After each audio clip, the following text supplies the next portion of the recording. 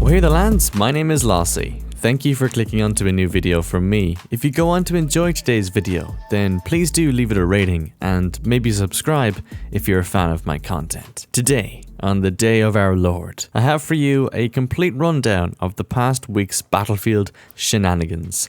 3 notable mentions, so let's begin. First, we saw this bizarre set of tweets from a prominent Russian leaker by the name of Anton Logvinov. Now, judging from their past accounts, it appears as though while they have actually leaked information on unreleased games in the past, which has sometimes turned out to be true, a lot of the time it seems the information shared is in fact fake. So, like always, take whatever is written or said online with a grain of salt. Regardless, it's worth mentioning as it leads into our second point. Anton's tweet reads, "Battlefield 6 is not what fans of the series would like it to be, but plays well." This, to nobody's surprise, sent ripples through the core community. How could DICE mess with us again? Is this going to be another Battlefield 5? To me, this tweet was nothing more than just someone looking for attention online. It's so open-ended and vague that it was always going to get people talking. I didn't cover it at the time because it pretty much means, well, nothing. However, another more reliable leaker by the name of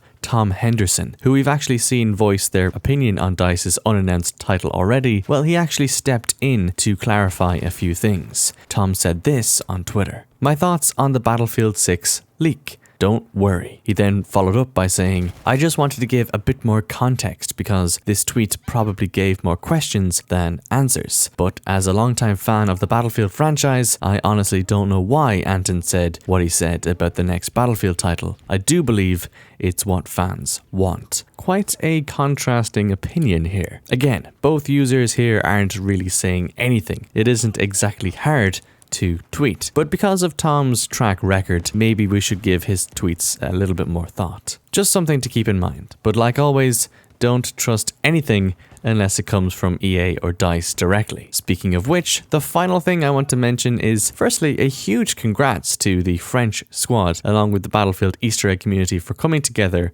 and solving the infamous Babel Stairs Easter egg over on the new challenge map. I of course have each user linked in the video description, and I really do suggest checking out the VOD to see the most explosive ending to an Easter egg I think we've ever gotten. I won't ruin it for you lads in this video, do check it out though. Something worth mentioning though is actually a topic fellow creator Flakfire covered in his new video. When you do eventually unlock the treasured Eidolon character skin, there is a series of numbers shown here. Flak punched these numbers into Google Maps, which landed him here in Kazakhstan. Okay, fine, what's so special about that? Well, a significant portion of Battlefield 2 was actually set in Kazakhstan. Combine this fact with the variation of the Battlefield 4 theme heard upon completing the Easter egg, and we've got quite a couple of references to past modern era Battlefield titles. It is already believed that Battlefield 2021 will be set in the modern era. It's the most safe option for DICE at this point. So who knows, maybe this Easter egg is a subtle tease? We often see teasers for the next game in the current ones. Think the Lewis gun in Battlefield Hardline hyping up a World War I setting, or the pale horse in Battlefield 1 that was shown in the Battlefield 5 reveal trailer. Again, make sure to check out Flak's video for a more in-depth look into this theory. And just one more thing before I head off. Remember that telekinesis animation for the M1 Garand I showed off earlier in the week? Well, as it turns out, all you need to do in-game to actually equip this animation is to get 3 buddies and gather around one of the 2 books found on Provence